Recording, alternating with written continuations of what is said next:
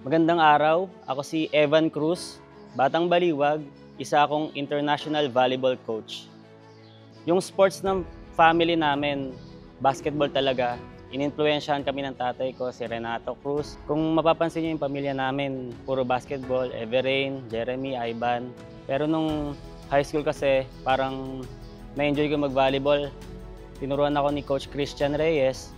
Nung college ako, naglaro ako sa UAAP, sa UP Fighting Maroons. Then, naglaro ako ng Superliga, Philippine Superliga. Nung ako'y nakatapos, swinerte naman, na-hire ako agad sa Singapore to coach under the American Olympian David Mackenzie. Nagtuloy-tuloy na ang aking career sa coaching nung umuwi ako sa Pilipinas. Nag-handle ako ng high school team.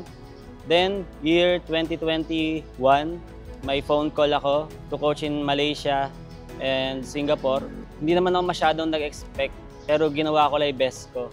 And last year, naka-receive ako ng letter from the President of Volleyball sa Pilipinas na nire-recommend niya ako na maging international coach under FIVB, which is the governing body of volleyball.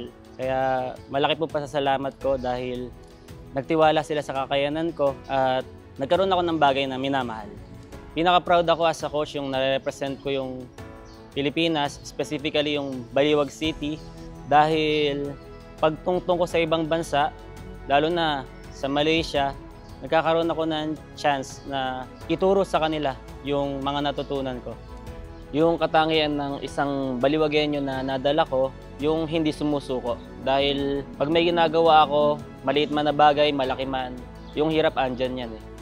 Pero kung hindi mo susukuan yung mga bagay na gusto mo, ma-achieve mo yung mga pinapangarap mo.